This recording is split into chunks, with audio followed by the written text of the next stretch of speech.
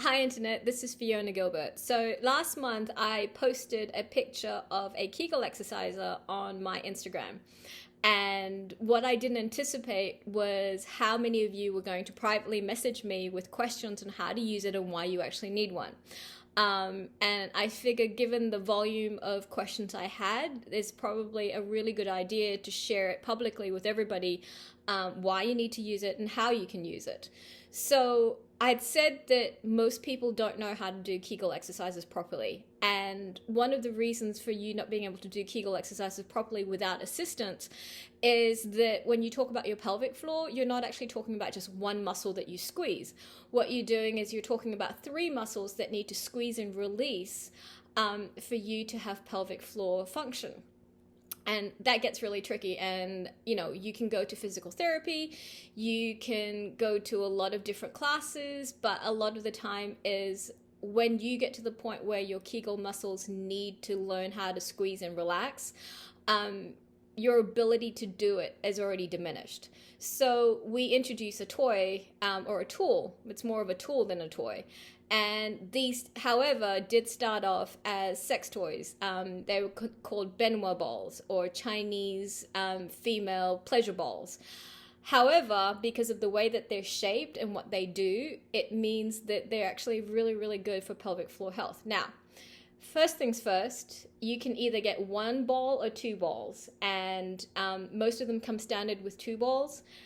And I actually prefer this, even though with some people they don't feel as comfortable because they're worried that they might fall out, or that it is a little uncomfortable when you insert it because their pelvic floor really is having a dysfunction.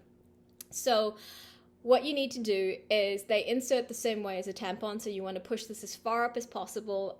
If you have a cervix, it should reach your cervix. If you no longer have a cervix because of a hysterectomy, you just push it as far as it will go. I highly recommend using a little bit of lube, super, super fine little bit of lube, so that it can insert comfortably. Because it does bend like this, a lot of the times people find it a little bit awkward inserting the first time. So I recommend laying down and then inserting it while you're laying down. And that's all you need to do. Once it's inserted, you get up, you move around, you do your housework, you make a quiche, it doesn't really matter. You want to forget about this. You don't want to try to squeeze it. You don't want to try to push it. You don't want to do anything. Because what's happening when you have this inserted is that your muscles around your vaginal wall naturally close around it. And when it's closed around, it starts learning that new sensation of, especially when you're out and about and moving, it's learning to hold something with a slight weight in it. And when you're ready to take it out, you just pull on the string and it just comes right back out.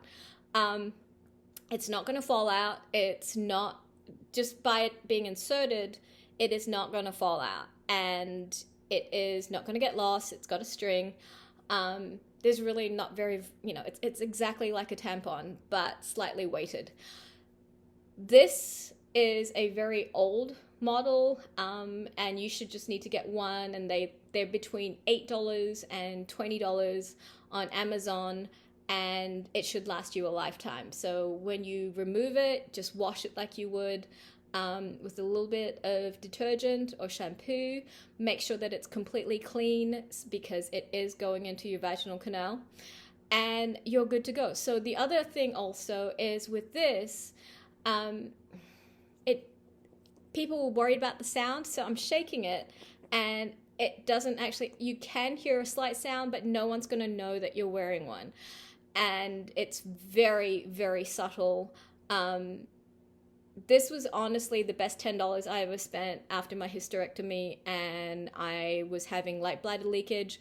A lot of people talk about pelvic floor prolapse. That is a big deal.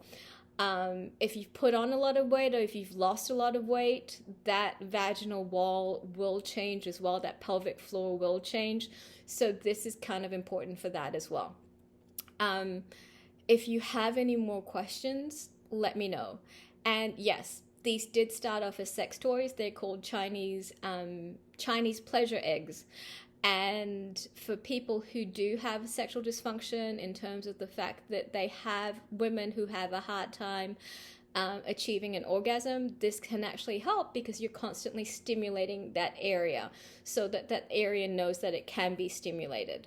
So to start with, you wear it for about 10-15 minutes, and then you can leave it in for 30 to 40 minutes per day. Let me know how you go. Let me know if you have any more questions. And especially October is World Menopause Month. I want to be able to help as many women as possible go through this change. And those of you who are not quite ready for menopause, let's get you properly prepared for it. And I'll talk to you soon. Bye-bye.